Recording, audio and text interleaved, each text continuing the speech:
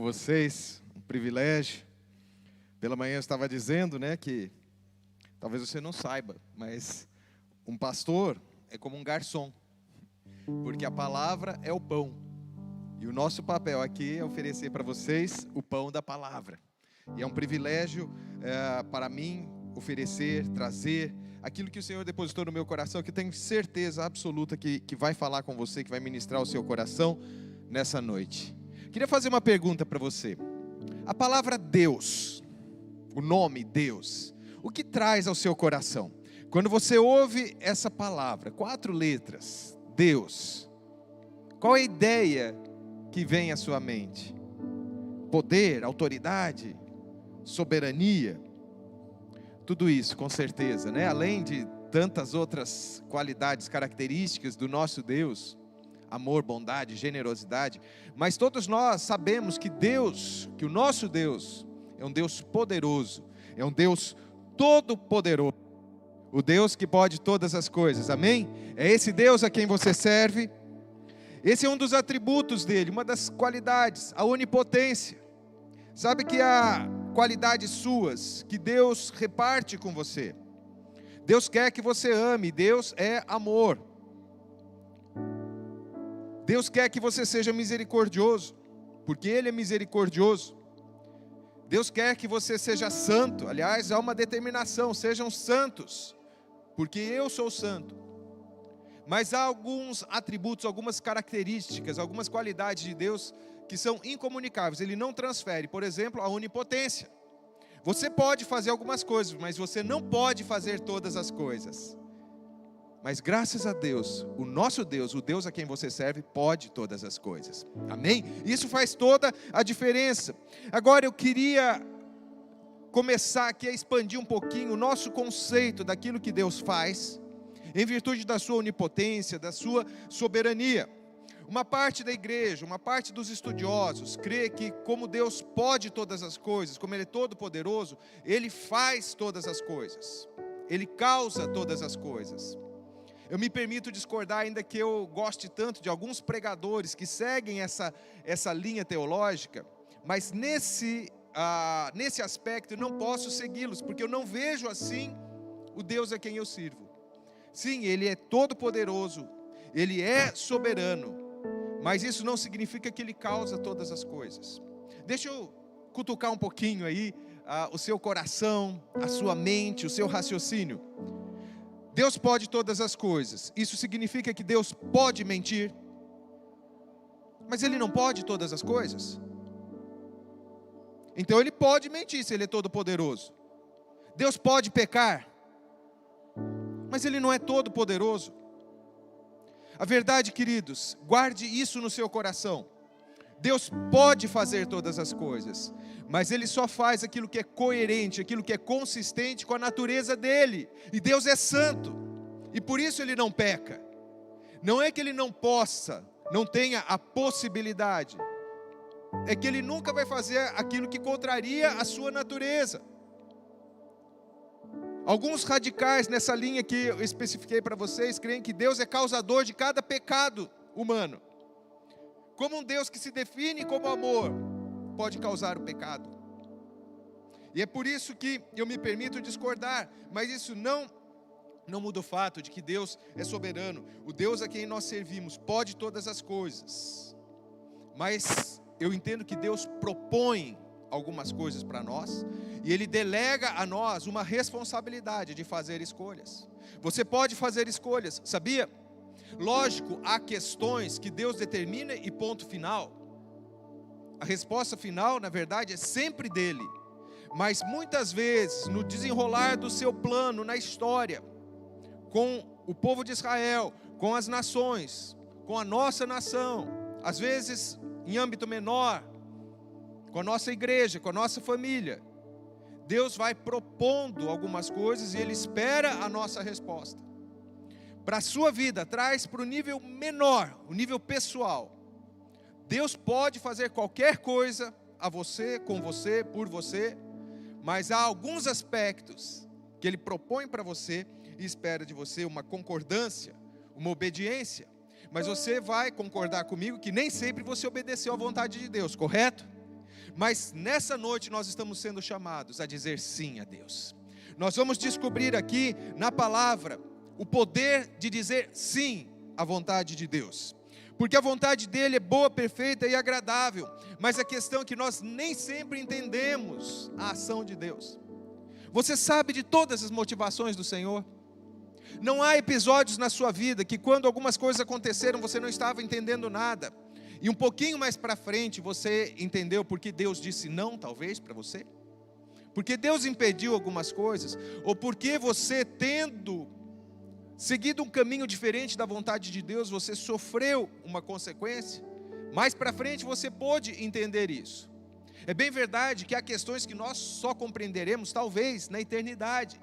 Mas o fato é que quando nós não estamos entendendo, fica mais difícil dizer sim. Mas o Senhor nessa noite está nos chamando a dizer um sim radical à vontade dEle.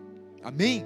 Talvez isso impressione ou assuste você agora no começo, mas você vai entender que vale a pena dizer sim, mesmo quando você não entende. Vamos pensar, por exemplo, na cruz. Jesus tinha perfeita consciência da missão dele. Ele sabia o que a cruz significava e que era necessário passar pela cruz. Mas os discípulos não tinham essa revelação. Nem mesmo Pedro, que tinha uma revelação um pouquinho maior de Jesus como Messias, como Filho de Deus.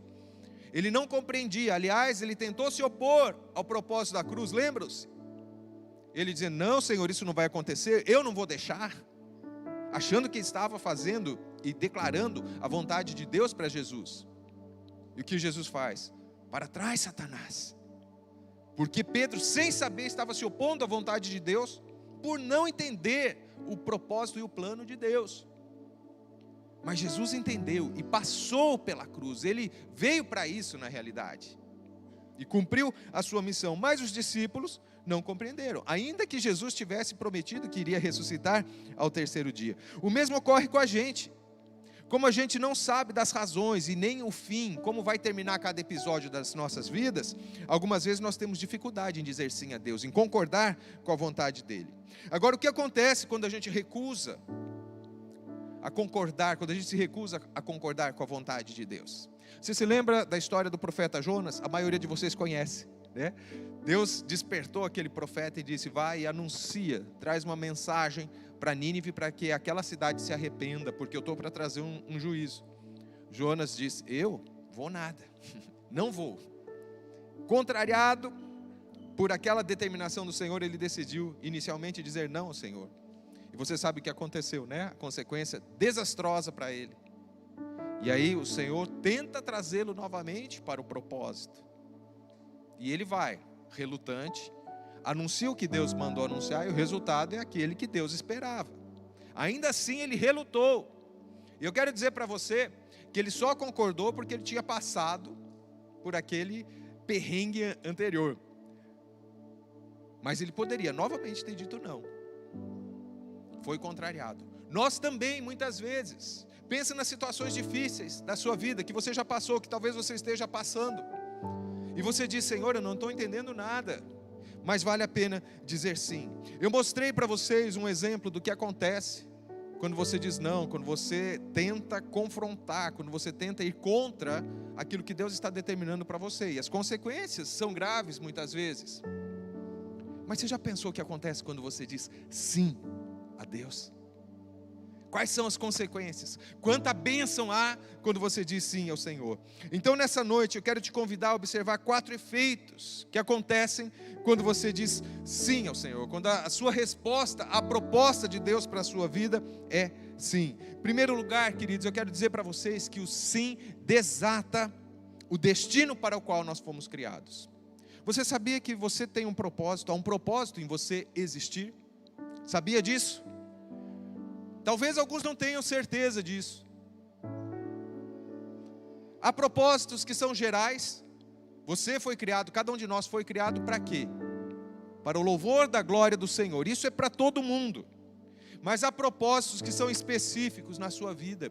E o Senhor está te convidando nessa noite a tentar discernir aquilo para o que você, que tem nome, que tem rosto, aquilo para o que você foi criado. Há propósitos que são para o Robson, para a Mari, e não são para mim. Porque o Senhor nos trata de maneira pessoal. E Ele está tratando de entregar a você, de mostrar a você qual o propósito dele para a sua vida. E o propósito dele é maravilhoso. Eu aprendi isso meio no susto, queridos. A pastora Mônica está ali. Eu lembro uma vez que eu fui nossas células antigamente se chamavam grupos familiares ou grupos caseiros. Eu fui nessa célula e era começo de ano. E ela fez uma pergunta para os participantes: quais são os seus alvos? Qual é o seu propósito para este ano que está se iniciando? E aquilo me deu um frio na barriga, porque a minha vida até aquele momento tinha sido uma sucessão de fatos, de uma sucessão de dias. Eu nunca tinha programado nada. A minha história de vida, e não dá tempo de eu falar aqui para vocês, mas ela explica um pouquinho do porquê eu era assim, sem uma perspectiva, sem um planejamento, sem um projeto. E aí eu dei graças a Deus, porque antigamente essas células eram maiores, eu estava bem no meio, então tinha um monte de gente para falar antes de mim. E eu pude bolar alguma coisa ali para quando chegasse a minha vez, tracei alguns propósitos. Não estava enganando não, viu, Mônica? Eu fui despertado ali e resolvi estabelecer alguns propósitos. E aquilo me marcou tanto que dali para frente eu passei a estabelecer propósitos. Algumas vezes a própria programação da igreja nos ajudava a isso. Ao final do ano nós tínhamos até algumas folhas impressas onde colocávamos os nossos propósitos para o ano que estava começando. E como isso é abençoador, porque existem propósitos particulares, e Deus quer revelar alguns propósitos para você nessa noite, para que você tenha oportunidade de dizer sim à vontade dEle. Sabem, queridos, houve um momento em que, sobre isso de desatar destinos, que um homem de Deus, um homem tremendo, o profeta Isaías, ele teve uma experiência transformadora com o Senhor. Ele já vinha profetizando, mas ali, naquele momento, ele teve uma experiência definitiva. Diz o texto em Isaías 6:8: depois disto, ouvi a voz do Senhor que dizia: a quem enviarei? E quem há de ir por nós? Eu respondi: eis-me aqui, envia-me a mim. Aqui está a resposta de Isaías ao propósito que Deus estava apresentando. Mas eu disse para vocês, nem sempre o propósito virá com um único endereço. Nesse momento, Deus não estava dizendo: Isaías, eu estou te chamando, eu estou te designando para isso, para isso, para isso. Não, Deus lançou uma pergunta: a quem enviarei? Quem irá por nós? Como Isaías pôde discernir, como Isaías pôde ouvir isso? A experiência que ele teve nesse momento explica a razão dele ter ouvido aquilo que eu chamo de uma conversa no céu. Você reparou aqui que Deus está dizendo: quem irá por nós, no plural. Eu me permito interpretar dessa forma, que aquilo era uma conversa na Trindade, Pai, Filho e Espírito, lançando um propósito e perguntando: quem irá por nós? Quem irá cumprir a nossa vontade? E a resposta de Isaías, como nós vimos, é maravilhosa: eu estou aqui, envia-me a mim, pode me enviar. Mas por que ele pôde ouvir essa conversa no céu? Você sabe, isso está narrado em todo o início ali do capítulo 6, quando ele entra no templo e ele tem uma visão do Senhor. O Senhor alto, elevado, assentado no alto e sublime trono. E ele é confrontado, porque os serafins estão dizendo: santo, santo, santo é o Senhor dos exércitos. E ele olha para si, ele não vê em si mesmo. Isaías não se vê como santo. Ele é confrontado na sua pecaminosidade. E ele fala: eu estou diante de um Deus santo e eu vou morrer, eu estou perdido. Olha o que acontece. Versos 5-7 de Isaías 6. Então eu disse: ai de mim, estou perdido, porque sou homem de lábios impuros e habito no meio de um povo de lábios impuros, e os meus olhos viram o Rei, o Senhor dos exércitos. Então um dos serafins voou para mim, trazendo na mão uma brasa viva, que havia tirado do altar com uma pinça. Com a brasa tocou a minha boca e disse: eis que esta brasa tocou os seus lábios, a sua iniquidade foi tirada e o seu pecado perdoado. Ele passou por essa experiência tão radical, tão maravilhosa, e nós ficamos aqui perplexos. Que coisa maravilhosa! Ele teve uma visão de Deus, e um ser celestial tocou os lábios dele, perdoou, declarou que o pecado dele estava perdoado pela ação de Deus. Mas eu quero dizer que essa experiência nós também passamos, Quando nós nos achegamos a Jesus, pelo poder da cruz, o nosso pecado foi tirado, a nossa iniquidade foi removida. Isso nos coloca na mesma posição de Isaías. Nós podemos ouvir aquilo que o céu diz. E o Senhor continua perguntando: a quem enviarei? Quem irá por nós? O propósito de Deus está sendo lançado para a sua vida nesta noite, querido. Eu já tomei a minha decisão há alguns anos. Eu quero tomar sempre essa decisão de dizer: Senhor, se eu posso te servir, eu estou aqui. Envia-me, envia-me. Será que há alguém aqui que pode dizer ao Senhor: Senhor, envia-me? Eu quero ouvir a tua voz. Eu quero estar disponível para ti, Senhor. Ei, deixa Deus falar ao seu coração. Sabe, algumas vezes Ele vai falar diretamente com você. Um outro grande profeta, Jeremias, para ele o chamado foi direto. Deus o chamou pelo nome: Jeremias, eu te escolhi antes que você fosse formado no ventre da sua mãe. Eu te chamei, te designei como profeta das nações, e assim, assim, assim. E Deus vai chamando, assim, algo maravilhoso. E muitas vezes nós estamos esperando esse tipo de palavra, que eu quero dizer, muitas vezes acontece. Quando eu tinha 13 anos, eu estava num lugar onde Deus estava se movendo, nunca tinha visto aquilo.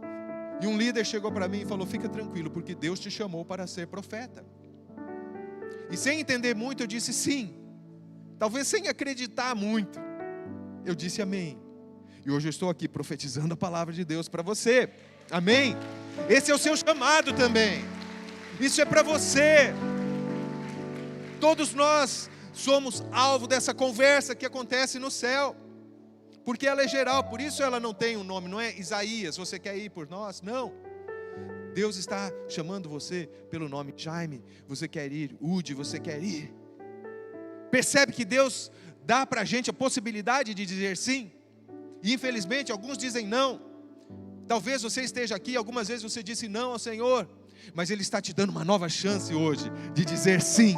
Porque assim como Isaías, você que já passou pela cruz, seu pecado foi perdoado, a sua iniquidade foi removida, e você pode ter os seus ouvidos sensíveis a ouvir a voz de Deus. O que nós aprendemos aqui, em primeiro lugar, queridos, Deus se move em vista da nossa contrição e do nosso arrependimento. Assim como Isaías, nós temos que olhar para nós e perceber que em nós não há nada que nos recomende ao Senhor, mas esse Deus santo nos perdoa, nos lava. E como Davi disse após ter se arrependido do seu grave pecado, ali no Salmo 51, um coração quebrantado, tu não desprezas, Deus. Deus não despreza o arrependimento, a contrição sincera. Nessa noite Ele está olhando para você. Ele está, me permitam dizer isso, Ele está se inclinando para te resgatar. E mais uma vez dizer: o seu pecado foi perdoado, a sua iniquidade foi removida. Quando nós somos purificados, queridos, os nossos ouvidos, ou melhor, os nossos sentidos espirituais se abrem para recebermos uma revelação do coração de Deus. É o que eu estava falando há pouco. O pecado é um impedimento, ele é uma interferência no nosso relacionamento com Deus. Quando ele é removido, você pode entrar nesse nível de intimidade e ouvir o chamado de Deus. E finalmente, queridos, quando a gente tem uma experiência como essa, a gente já não pode guardar para a gente aquilo que a gente viveu. Foi o que aconteceu com Isaías. Ele sai daquela experiência e o ministério dele tem um impulso tão grande. Ele começa a profetizar uma palavra muitas vezes dura, de arrependimento, um chamado, o anúncio do juízo se não houver o arrependimento. E mais do que isso, ele se torna no Velho Testamento o profeta messiânico por excelência. Jesus viria 500 anos depois de Isaías, mas ele profetizou Isaías 9, Isaías 53, quantas passagens que falam tão claramente sobre aquela experiência que ele tinha passado, de ter sido perdoado. Assim também eu e você. Sabe, queridos, eu vejo o resultado deste sim, desse primeiro sim, na vida dessa igreja.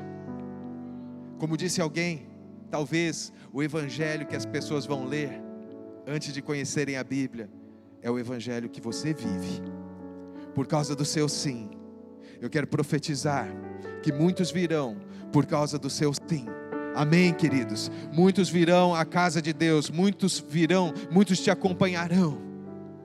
Porque quando nós somos tocados pelo Senhor, a gente já não pode mais guardar aquilo de que fomos alvos.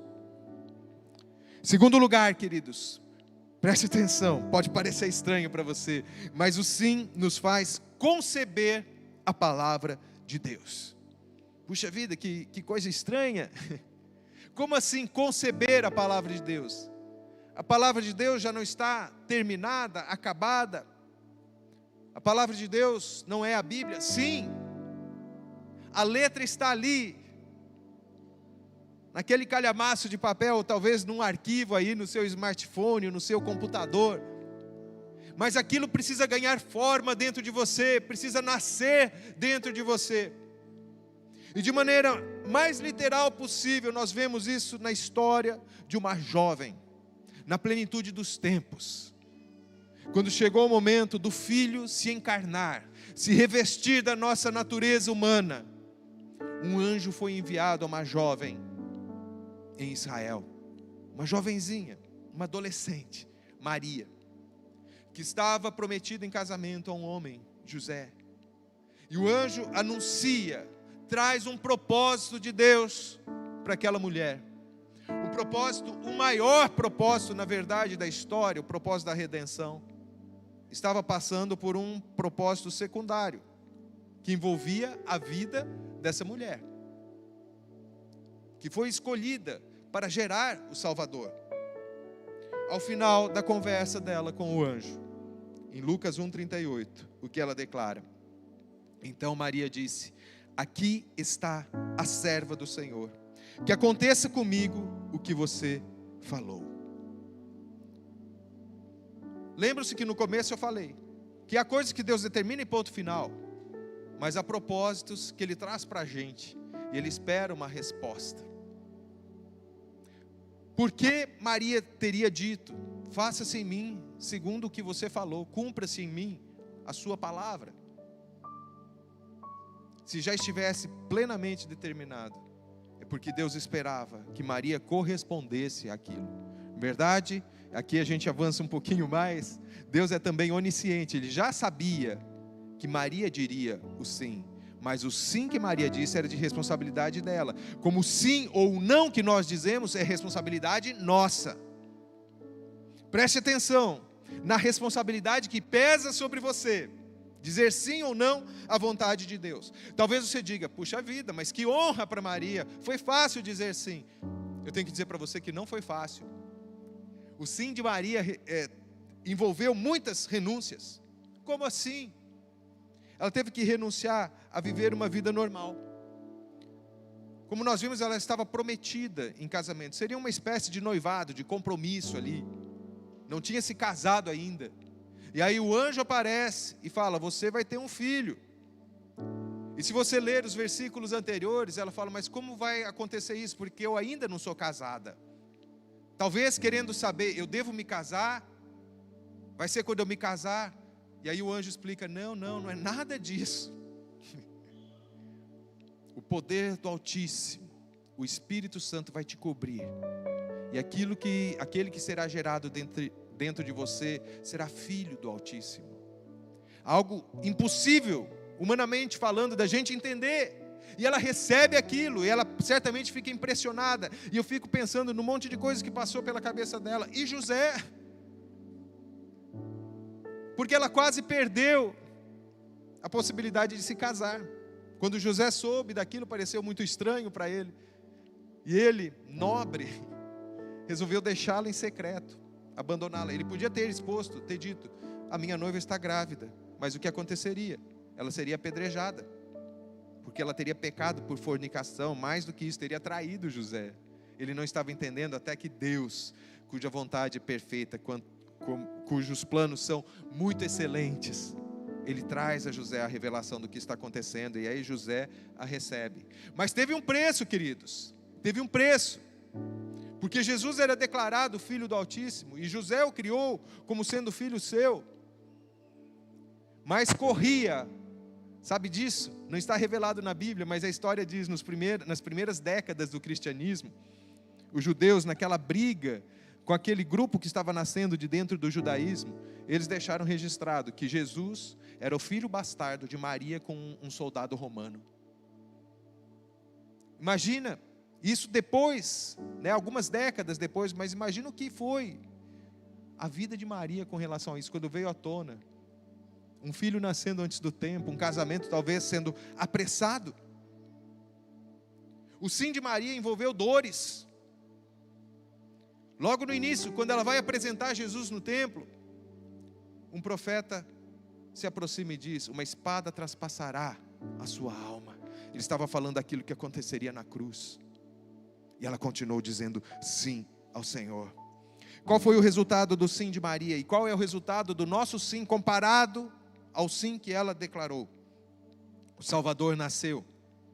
Maria, na verdade, ela foi a primeira beneficiária do sim que ela disse.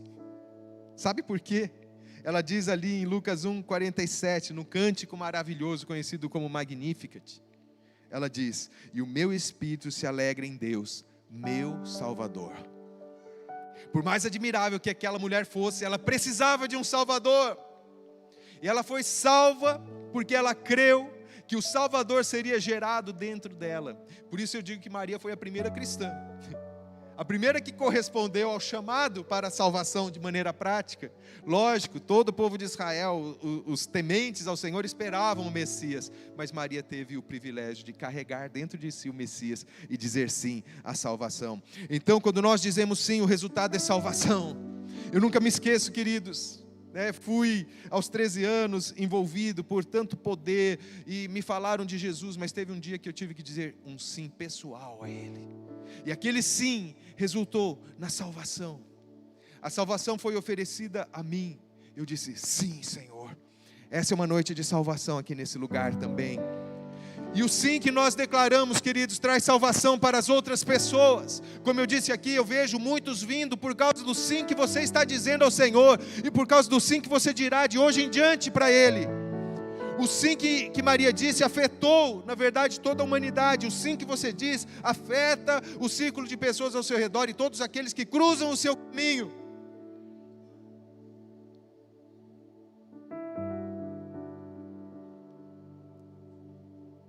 Quanta responsabilidade. Assim como aconteceu com o sim de Maria, gerou para ela em alegria e honra.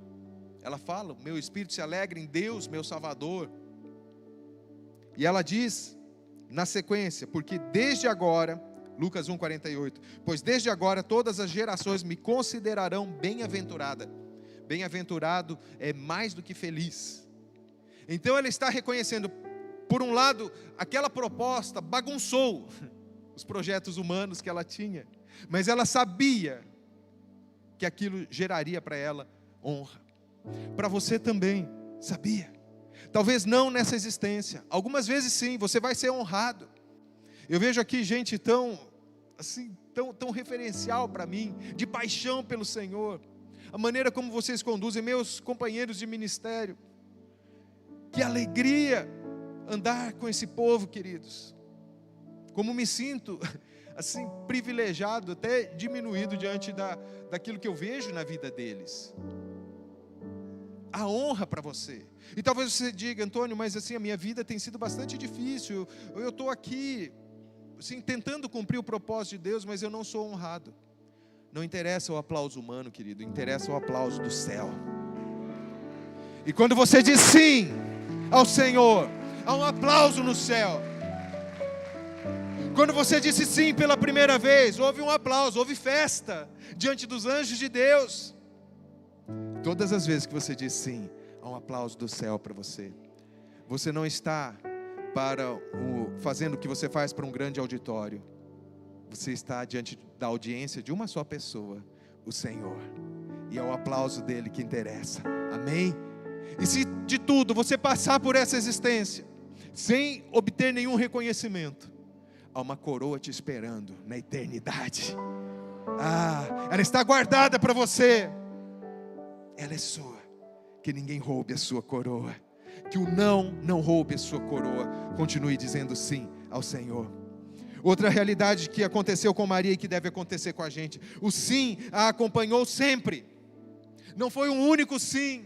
Muitas vezes ela teve que repetir: sim, Senhor, sim, Senhor, sim, Senhor.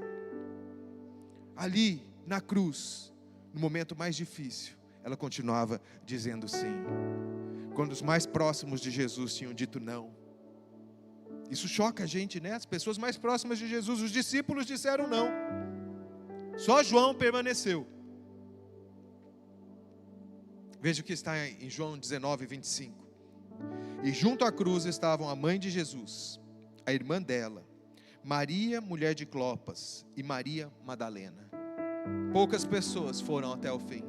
Entre essas pessoas, Maria continuava dizendo sim. Nós não somos chamados a escolher o momento de dizer sim. O sim pode nos custar muita coisa. Mas nós não podemos escolher, esse sim eu quero dizer, aquele não vou dizer não. Nós somos chamados a um sim radical.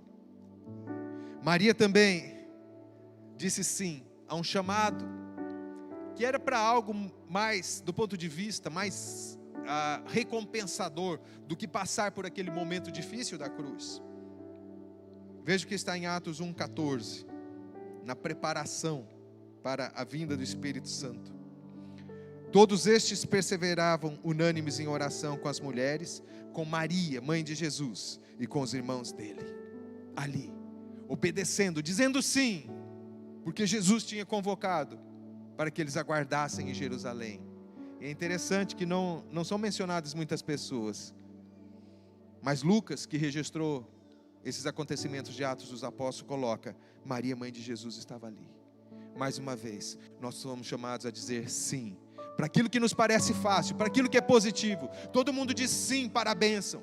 Se eu perguntar aqui quantos querem ser curados, você vai dizer sim, eu quero, é claro. Mas quantos estão dispostos a sofrer por Jesus?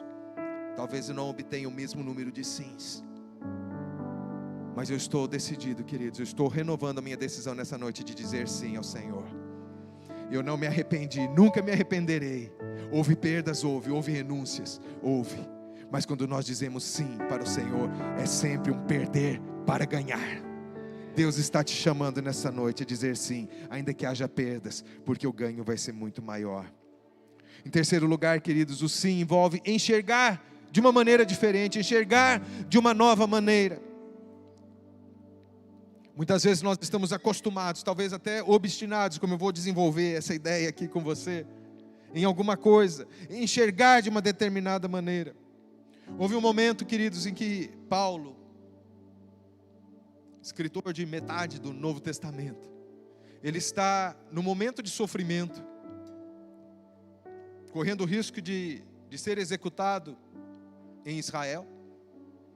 Ele está apelando para César, pedindo para ser julgado em Roma, porque ele era cidadão romano. Mas no processo todo, ele vai diante de alguns governadores, de algumas autoridades romanas, vai diante também de alguns judeus, do rei, uma figura meio decorativa, mas que tinha algumas funções administrativas. Ele está diante do rei Agripa, contando sua história para ele, o porquê ele chegou àquele ponto. Em determinado momento, Atos 26, 19, está registrado a fala de Paulo: assim, ó rei Agripa, não fui desobediente à visão celestial, ou seja, eu disse sim àquilo que o Senhor me mostrou. E ele estava se referindo àquilo que tinha acontecido na estrada de Damasco, quando ele teve um encontro com Jesus, quando Jesus disse para ele: Saulo, Saulo, por que você está me perseguindo? Ele tem aquela experiência radical. Sabe, queridos, para nós dizermos sim, muitas vezes nós vamos precisar ter os nossos olhos fechados para a antiga maneira de ver. No caso de Paulo, isso aconteceu de maneira literal. Você conhece a narrativa, a luz que brilhou sobre ele o impediu de ver por algum tempo. Atos 9:8, quando aconteceu esse encontro com Jesus: então Saulo se levantou do chão e, abrindo os olhos, nada podia ver, e guiando-o pela mão, levaram-no para Damasco. Nós temos, queridos, que ficar cegos para a nossa antiga maneira de ver. Há convicções das quais nós temos que abrir mão, e a gente achava que aquilo tudo era tão importante. No caso de Paulo, nós vamos ver, ele achava que estava fazendo a vontade de Deus, mas ele teve que mudar completamente a sua maneira de ver, a sua maneira de pensar, a sua maneira de ser. No caso dele, envolveu uma humilhação. Muitas vezes o sim vai trazer uma humilhação para nós, Porque o que ele estava indo fazer? Ele estava indo, crendo que estava fazendo a vontade de Deus, perseguir a igreja que estava nascendo. Esta seita que ele rejeitava, contra a qual ele tinha um preconceito. O zelo religioso dele dizia: não, Deus não faria isso que esses homens e mulheres estão fazendo. Então a minha missão é acabar com isso. E aí Deus dá aquele choque nele. Ele que estava liderando essa missão, teve que passar pela humilhação de ser conduzido pela mão até o destino dele, sem nada poder fazer. Nesse processo, queridos, nós temos que abrir mão da obstinação. Sabe o que é ser obstinado? Você se apegar a um propósito, não interessa o que aconteça, você não larga dele. E eu entendo até que existe uma obstinação que é santa, mas às vezes a gente é obstinado em fazer aquilo que vai contra a vontade de Deus. Muitas pessoas estão obstinadas pelo pecado. O pecado as faz enxergar de uma maneira errada. Nós como pastores temos que tratar, e atualmente estamos tratando de situações tão tristes, de pessoas que já foram iluminadas, que já creram, já viveram uma vida de testemunho, mas estão cegas pelo pecado. Mas nem sempre é isso, é muito evidente isso para nós, que o pecado nos obstina, o pecado nos cega. Mas muitas vezes nós estamos obstinados por aquilo que nós achamos que é a vontade de Deus. Quantas precipitações acontecem e que trazem um alto custo, um alto preço. Conheço pessoas que eu acredito que tinham um chamado de Deus, mas precipitaram, saíram do nosso meio. Eu quero ser pastor, vocês não me ordenam, eu vou para outro lugar. Alguns estão desviados, afastaram-se do Senhor, porque não souberam esperar. Criam que era a vontade de Deus, provavelmente. Prepare-se para Deus confrontar aquilo que você acha que é vontade dele. É claro, aquilo que está revelado na sua palavra é sempre a vontade de Deus para a sua vida, mas há coisas específicas que você acha que são a vontade de Deus para você, mas não são. E nós precisamos estar preparados para que o Senhor nos dê uma nova maneira de enxergar. Outra coisa que nos prende, que nos obstina, é a expectativa das pessoas. Eu tenho que fazer isso porque é isso que esperam que eu faça. Não, você tem que fazer aquilo que Deus espera que você faça. E se for preciso você confrontar a expectativa das pessoas, dizer não para as pessoas, para dizer sim a Deus, faça isso. Amém? Todas as vezes que para você dizer sim para alguém, você tiver que dizer não para Deus, repense e diga sim a Deus. Um sim radical, como nós vimos, um sim constante. Nós temos que processar, queridos, uma nova maneira de ver e pensar. É interessante, você sabe quantos dias Paulo ficou sem enxergar? 3 dias, ao terceiro dia ele enxergou. Acho que quando a gente tem um chamado profético, essas coisas mexem com a gente, porque tem um sentido aqui. O terceiro dia é o dia da ressurreição. Naqueles 3 dias, Paulo precisou ir morrendo para si mesmo, para os seus conceitos, para os seus preconceitos. E aí no terceiro dia, um homem, um servo de Deus, que no fim da história é bem menorzinho do que Paulo, né? Mas Deus é perito em pegar as coisas loucas deste mundo para confundir as sábias, as que não são para reduzir a nada as que são. Deus vai te usar. Deus está abrindo os seus olhos, está te usando para abrir os olhos das pessoas, para ser como este homem abriu os olhos de Paulo. E talvez você seja um instrumento que vai levantar alguém que vai abrir os olhos desta cidade, das nações da terra. Amém, queridos? Então nós temos que abrir mão dessa obstinação. Veja o que aconteceu na experiência de Paulo. Ele descreve em maiores detalhes lá diante do rei Agripa aquilo que aconteceu com relação à cegueira e aos olhos. Atos 26, de 16 a 18. Mas levante-se e fique em pé. Eu apareci a você para constituí-lo ministro e testemunha, tanto das coisas em que você me viu, como daquelas pelas quais ainda lhe aparecerei. Vou livrar você do seu próprio povo e dos gentios para os quais eu o envio, para abrir os olhos deles e convertê-los das trevas para a luz e do poder de Satanás para Deus, a fim de que eles recebam remissão de pecados e a herança entre os que são santificados pela fé em mim. Percebe? Deus está chamando Paulo, dando essa experiência literal. Você ficou cego, seus olhos foram abertos para uma nova realidade, e eu estou te chamando para abrir os olhos daqueles que estão cegos para mim. É o chamado de Deus para a sua vida, abrir os olhos. Seus olhos estão sendo abertos, uma nova maneira de enxergar, e Deus quer que aquilo que aconteceu com você, aconteça com aqueles que cruzam o seu caminho. Amém, queridos? Então nós precisamos aguçar os sentidos espirituais. Após aquele período, um novo homem foi levantado, e essa nova visão levou a novas atitudes. Aquilo que você enxerga leva você a novas atitudes. Paulo tinha ido ali para perseguir a igreja. Ao final daquele período, quando seus olhos são abertos, ele se levanta para edificar a igreja. Amém? Deus quer fazer isso com você, na sua casa, na realidade que te cerca. Porque quando eu falo de Paulo, quando eu falo, como falei anteriormente, de Maria, pode parecer personagens tão grandes assim, que a Bíblia revela tanta honra dessas pessoas, mas onde você estiver, esse é o seu chamado também.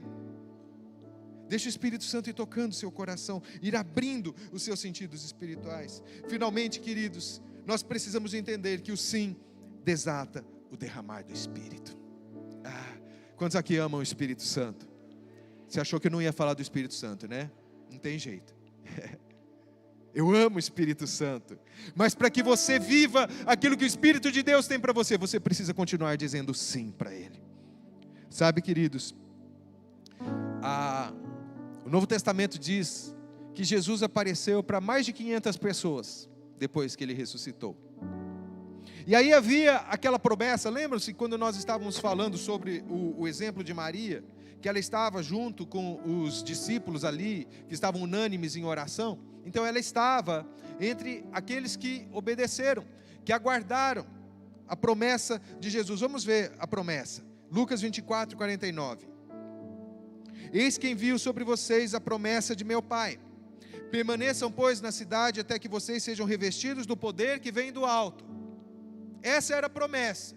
O que Jesus estava dizendo? Fiquem na cidade. Por quantos dias? Jesus falou quantos dias? Não. Mas Jesus esperava um sim daquelas pessoas. Como eu disse, ele apareceu para cerca de 500 pessoas. Eu acredito que a promessa era para todos eles. Na verdade, a promessa era para eles e para aqueles que viriam. A promessa era para nós também. Mas que privilégio seria ter participado do primeiro Pentecostes. Mas não foram 500 que participaram. Você sabe quantos? Cerca de 120. Você sabe quantos dias demorou o cumprimento dessa promessa? Entre essa fala de Jesus, permaneçam na cidade, até que vocês sejam revestidos do poder que vem do alto. Alguém sabe quantos dias? 10 dias. Talvez você diga, mas não é muito. Mas o curioso é que Jesus não tinha dito, fiquem por 10 dias. Jesus disse, fiquem até que. Eles não sabiam quanto tempo. Um dia é fácil esperar, concorda? Bom, tem alguns que são tão ansiosos que não esperam nem um dia, né? Mas 2 dias, 3... mas eu tenho que trabalhar.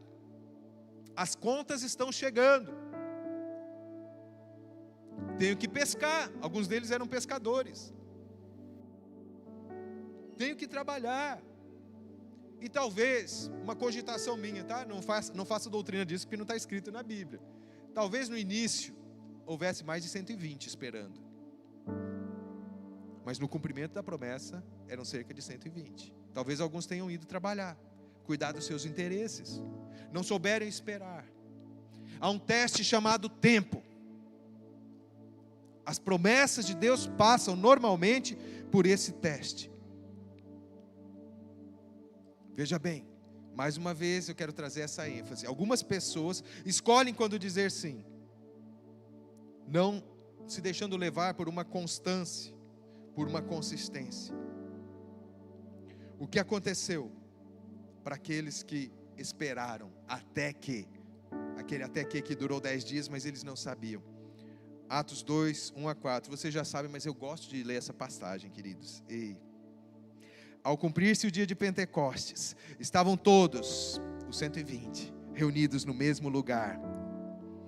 De repente, Eles não sabiam que era 10 dias, estavam ali, estavam orando, unânimes, perseverando. De repente, veio do céu um som, como de um vento impetuoso, e encheu toda a casa onde estavam sentados. E apareceram distribuídas entre eles línguas como de fogo, as quais pousaram sobre cada um deles. Todos que perseveraram, todos que aguardaram, todos que atravessaram o teste do tempo, todos ficaram cheios do Espírito Santo e começaram a falar em outras línguas, segundo o Espírito lhes concedia que falassem. O sim resulta numa ação do Espírito Santo nas nossas vidas. Que você se abra para isso nesta noite. Deus quer te visitar uma vez mais.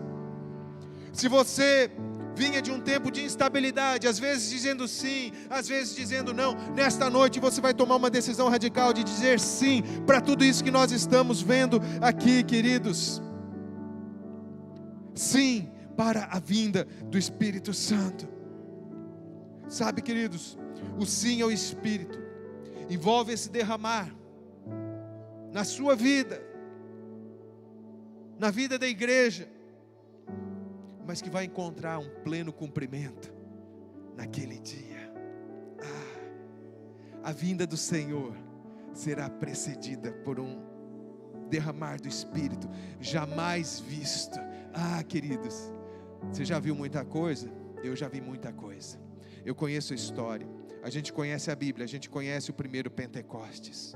No decorrer da história, nunca faltou um testemunho da ação do Espírito Santo na vida da igreja.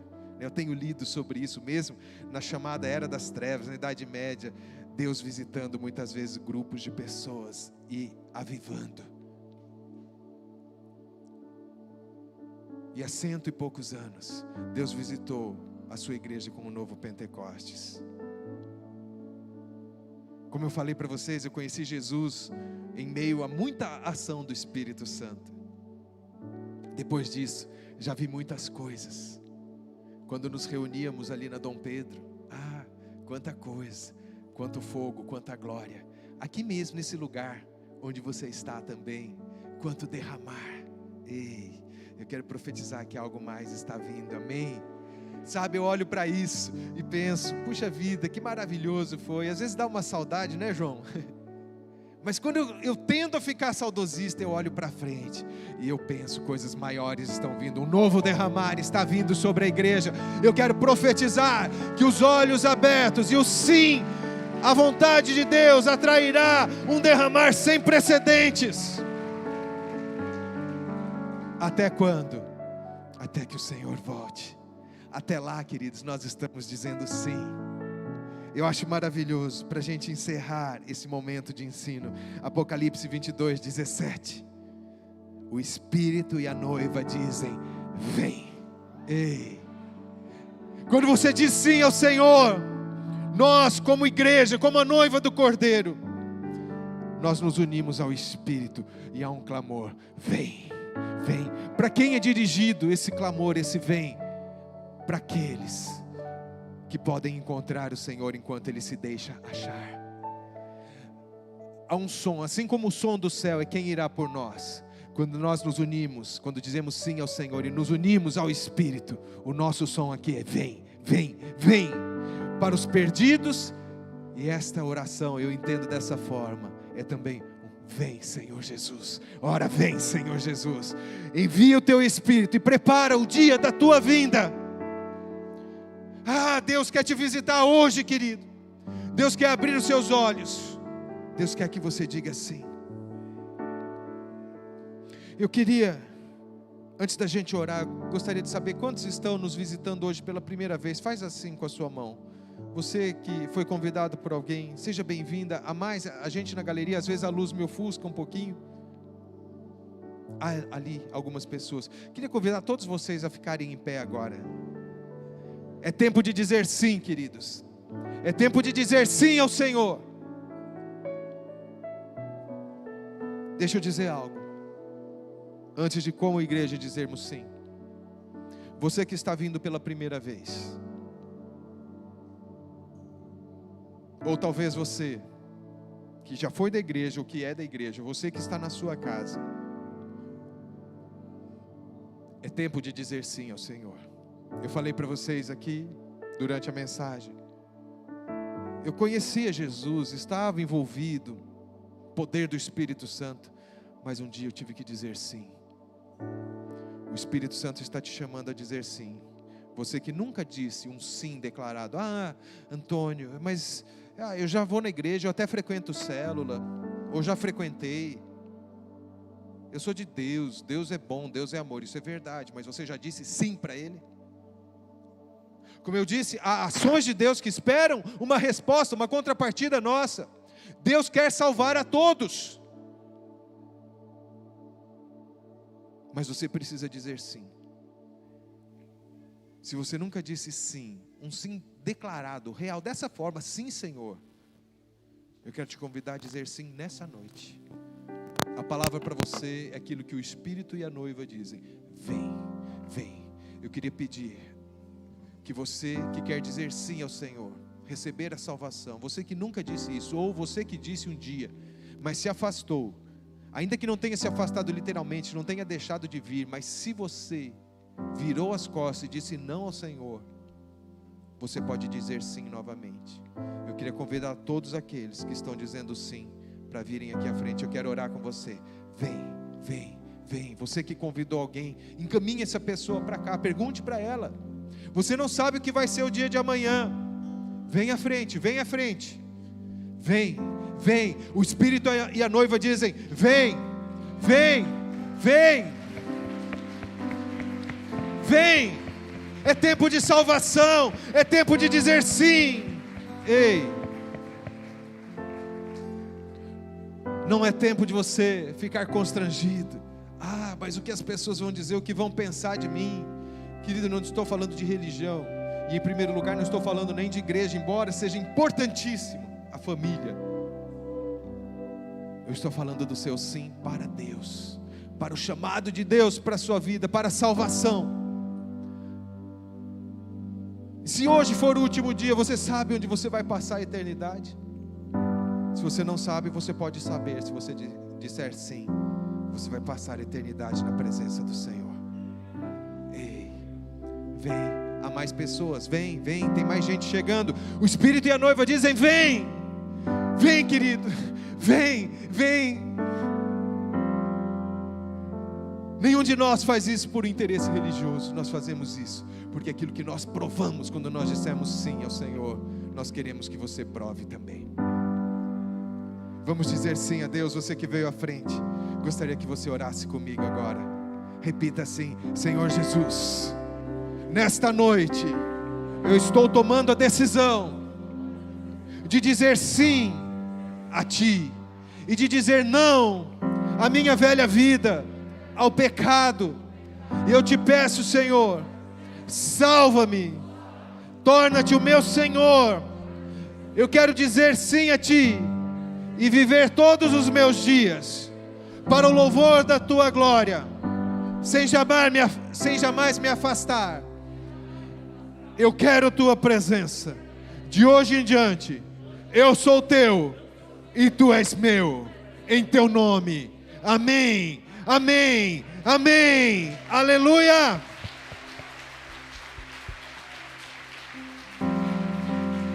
Alguém designado ali, Elô? Daqui a pouquinho você vai acompanhar a Heloísa ali. Ela quer anotar seu pedido de oração, porque nós somos família e nós queremos comprar as suas lutas. Eu sei que aqui há necessidades, há pedidos de oração. Todos nós temos necessidades não supridas, e esta casa quer orar por você, quer anotar o seu nome. Amém? Mas antes disso, antes de você sair ali na lateral, para que ela anote o seu nome, eu queria dar um presente para você. Quando você diz sim a Deus, você se torna filho de Deus. Mas você não é filho único, há uma família. Uma parte dessa família está aqui nesta noite para dizer: vem, vem, vem. Queria que você conhecesse uma parte da sua família. Vire-se para trás. Seja bem-vindo à salvação na casa de Deus. Aleluia, aleluia. Vocês podem se dirigir ali e acompanhar a Heloísa. Ela vai anotar o nome de vocês. Amém? Igreja, nós vamos dizer sim ao Senhor.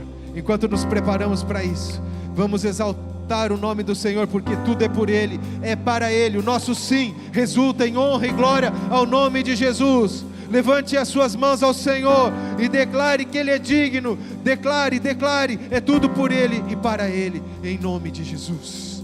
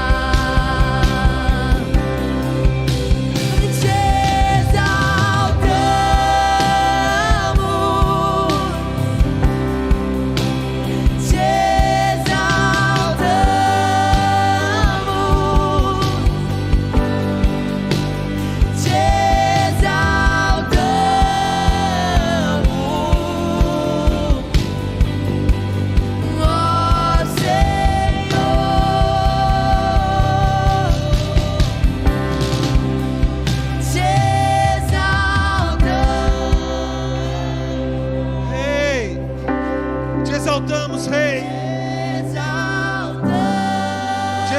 Senhor. Te exaltamos,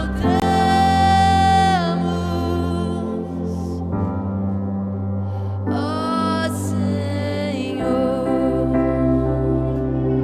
Nós vamos exaltar o Senhor agora, através do sim que nós estamos tomando a decisão de dizer a Ele: preste atenção, você não será obrigado a isso, mas o Senhor está te perguntando: você está disposto a dizer sim, quando parece fácil dizer sim, e também quando é difícil dizer sim?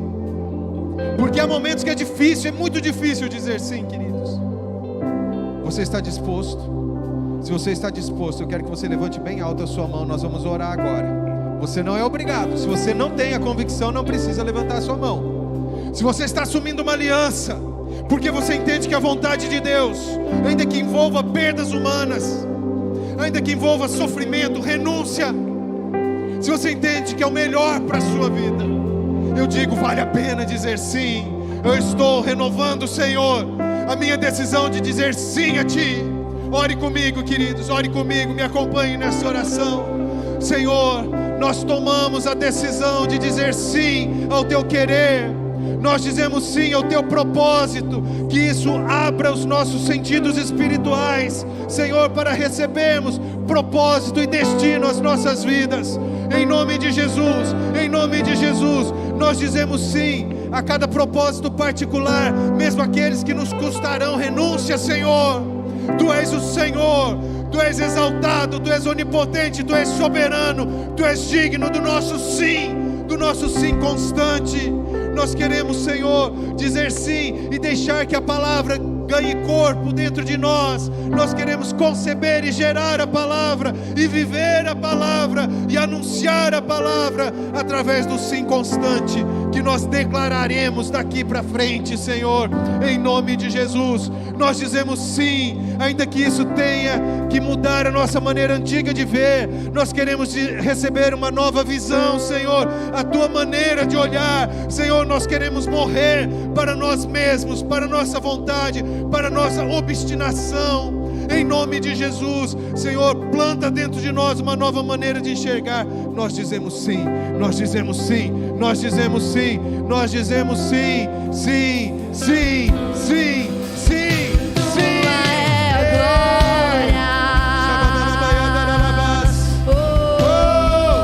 Tu és digno de tudo. Tu és digno de tudo. Pois tudo vem de Ti e tudo é para Ti. Tu és digno.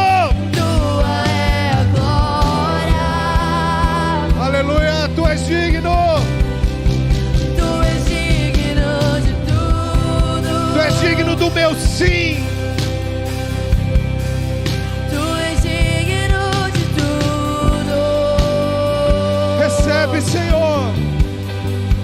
Pois tudo vem de Ti e tudo é para Ti. Tua é a glória.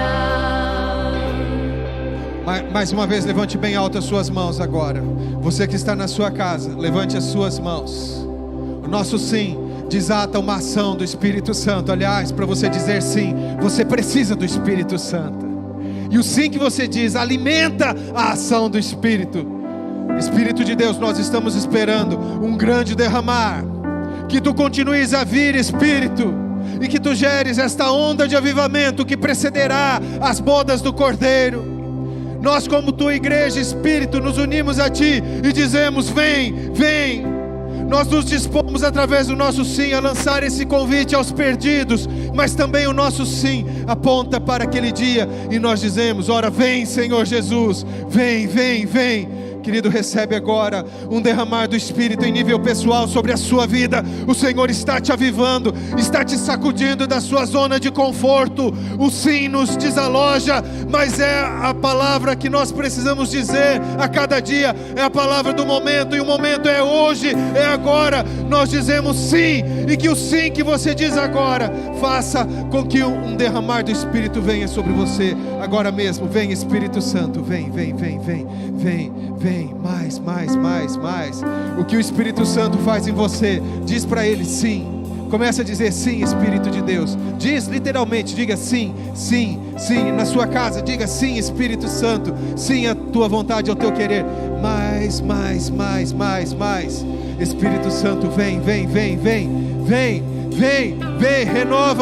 Renova-nos. Ei. Shabababaiadaralabás. Rakataralabashei. Mais. Eu quero te abençoar agora. Para uma semana de sim, para uma vida de sim, sim ao Senhor, sim à vontade dEle. Seja renovado agora. Que a graça maravilhosa do Senhor Jesus Cristo, que o amor indescritível, impressionante, incondicional do nosso Pai e a comunhão do Espírito Santo, aquele a quem nós dizemos sim, seja com cada um de nós durante o restante desta noite, durante esta semana, até a consumação dos séculos. Nós diremos sim, aleluia!